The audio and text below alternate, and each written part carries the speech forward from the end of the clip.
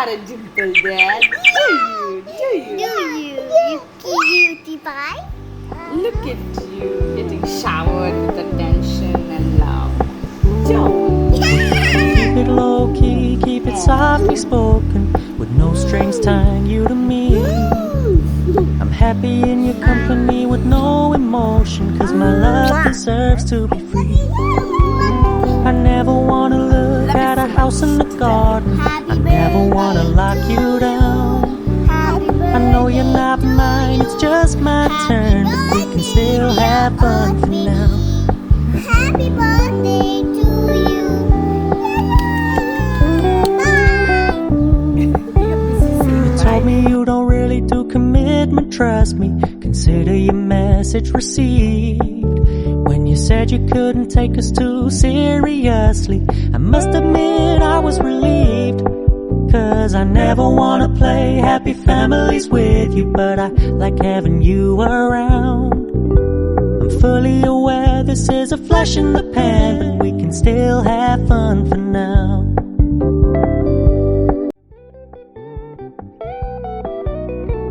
So when you stop paying so much attention, and when you're moving in another direction, don't worry, I get it. I meant what I said when I Today said I'm making a it. vindaloo, and for it you need to have certain masalas. And I have jeera seed, coriander seed, then peppercorns, then mustard seed. So what I've added on my own is some sesame seed, and I'm going to also add some peanuts. So these are the masalas you need, and you'll have to roast it for some time and then grind it. After this I'll grind it, and I don't think it's done right now. It's going to be done though. So once it's done, I'm going to grind it, and nothing to do with this. Just put this masala and vinegar and your mustard oil, and then cook it in low flame. Anything you want to cook, veggies, meat, anything you want to cook, you can cook. See, I made more, but I've stored it here. This masala, I always wanted to do that, you know, store it, and then whenever you want to use it, you can just take it out and make a vindaloo. So for today, I'm going to use this much.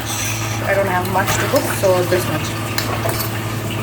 So today, we're going to talk about attention, and attention to children, obviously, and this is also a branch of unconditional love. And you know it, that God loves us unconditionally, and He gives us grace, and we don't deserve it, but we still get it. That is unconditional love, right? So in the same way, we also have to love our children, and sometimes we may make a mistake there, and if you have single child, it would be so much easier for you.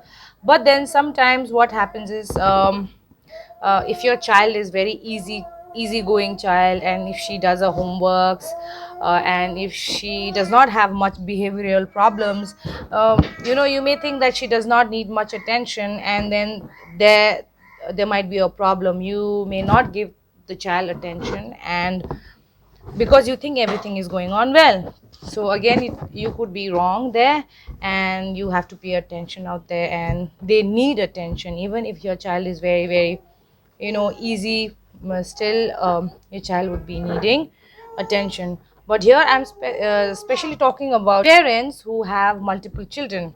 I just want to give a quick example. Like, Faith was in play school when I was expecting the second time. So what happened was, she went to play school for 6 months only, which was near to her house. And what happened was, I don't know how did it happen, but it happened. When you're expecting, you are hormonal and you are always tired. So what happened was, one day, while she came back from her school, there was a little help who used to come and get her and then bring her back home. So what happened was, when she came back home, she didn't wanted to enter the house, and that's when I thought that, oopsie, what happened?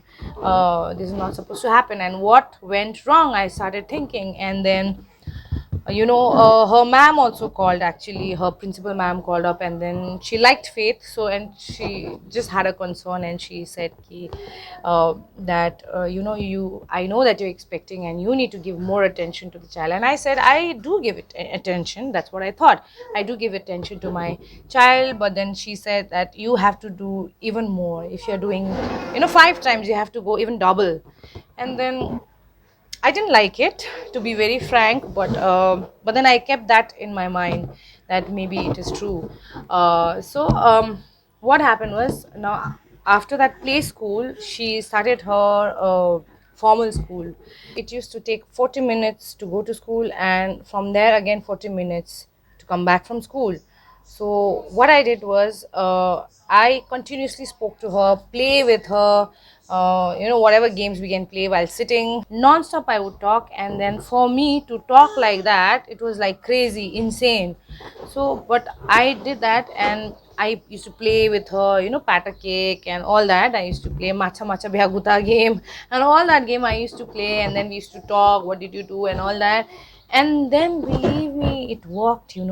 It worked, and then she did not have any kind of problem in her behavior.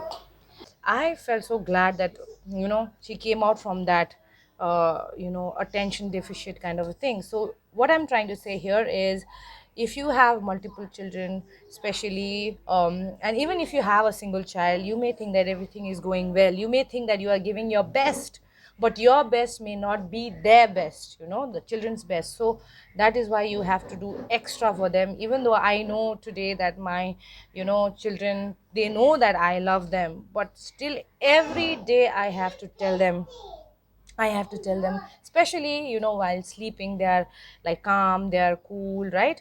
And you'll have more attention from them when they are sleeping. So when the lights are off, then I always, always, always try, always say to them that I love them no matter what. Even though mama may shout at you, mama may do pity pity to you sometimes, but then you should always know that I love you. I love you. So to each and every child, I keep saying that. And I know that it's tiring to say that every day, but you know what? You have to say it again and again, again and again. Keep repeating yourself, and that is how your children will know that you love them, and that is how you build your children up. And you have to give attention no matter what, more and more. Even if you think that you are doing your best, it may not be their best. For them, it may not be the best. So you have to continuously do it. We also have to love our children unconditionally, and one of the way is through giving them lots and lots of attention, even though that means you'll be tired, exhausted. And please, I do not want to talk anymore. I do feel that way every day. I feel that way, but I don't give up, and I have to do it. That's how it is. I will do it every day. So if you're doing it, that is great news. But if you're thinking that, oh, my child doesn't need, she already knows, and I am already doing my best. So if you think that way, then you will have to think about it again and reconsider what you're doing. And even if you're doing it, you have to continuously do it. That's parenting, I guess. Talking about giving attention to children, you also need attention as parents, as an adult. You also need an attention. The attention that you get from Christ is awesome, unbelievable, and it's deep rooted. So I also need attention. I also need to change my behavior, and for that I use the Bible. And more precisely, if I have to say, I use Andrew Wommack's teaching. And it's very important that you find a good mentor, a good teacher for yourself, because a lot of times we don't have that eyes, or we don't have that mind to understand certain things in the Bible. But there are certain teachers who will just tell you, and you'll be like, whoa. And so that's why you need a good teacher if you have to learn something. And for me, it is Andrew Wommack as of now, and he's always there in my podcast. And I whenever I have time, I just listen to him, and I'm so good. And I feel that we don't need any other motivation, do we? We don't need any other motivation other than, a good teacher who's teaching from the Bible. We don't need any other teacher other than that. And that is a challenge. You need to find a good teacher for yourself and a mentor.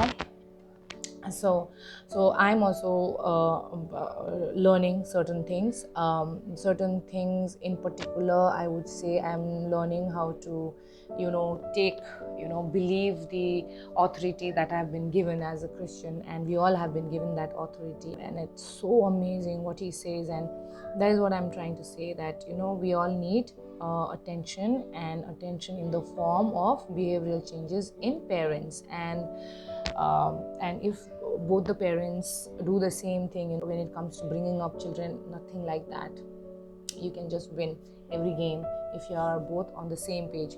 So you should see that you are on the same page. When one parent is saying something and the other person does not agree with you, you have to think about it properly, use your logic, and then see if it is correct, and then agree on that thing, and then go to that same direction. Don't be in the opposite direction. If you're in the opposite direction, then the child will get confused, and obviously the child will like the easy way or the nice way, a comfortable way, and that is where the problem starts for the child. So and also in the long run for you actually.